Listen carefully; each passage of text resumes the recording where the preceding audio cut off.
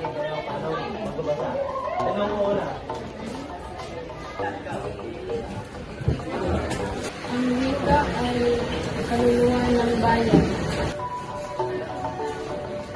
Ang pangit magbasa. Parang robot.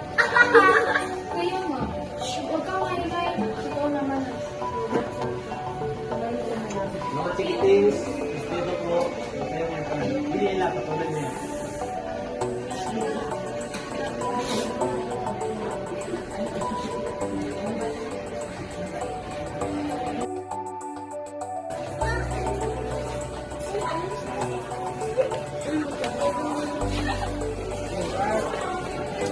kaluluwa ng bayan daw. Ikaw na wala kang kaibigan. Uy!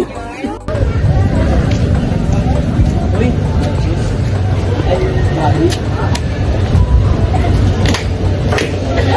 Galing mo, Marco. Kasama niyo, guys. Paano na yan? Wala kang pakayan kung masama kami.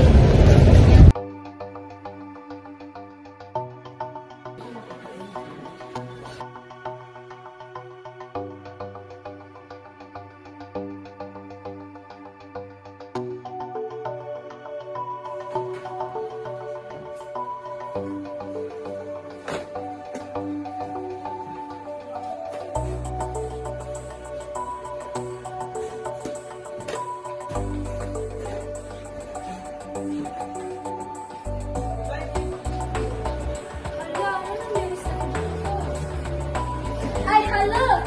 Sino may gawa niyan? Sino ba? Country kasi.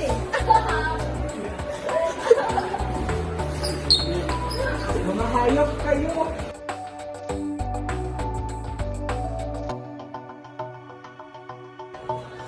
Kakainis.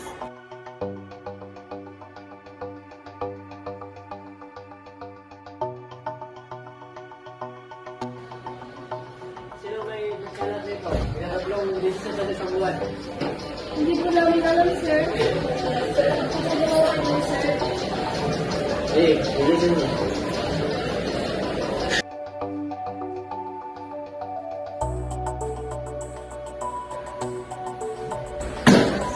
Sir, hindi ko siya gumawa ng sinapulat mo.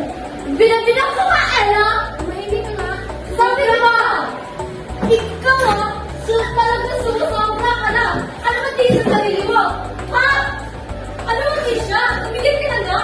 Di ba magkakasalain siya mong dito? Tumigil na nga kayo!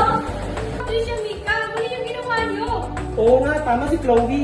Hindi na yung ginawa natin ah. Ang traitor mo, Marco, ah! Kayo ano? Kakailit na. Kayo mo, traitor nito.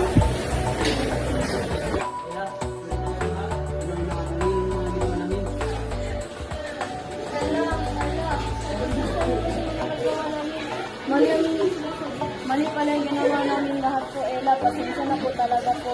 Sana po mapatawad mo kami. Basta, huwag mo na ulitin yan, ha? Opo. Pagpasensya nyo na po. Pasensya po na po. At kayo ding dalawa, pasensya din.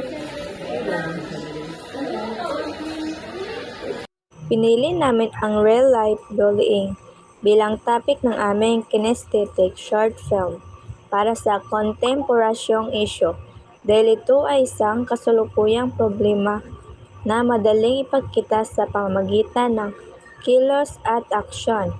May malakas na epekto sa damdamin ng manonood at layunin naming magbigay ng kamalayan at inspirasyon upang tumayo at tumulong ang mga tao laban dito.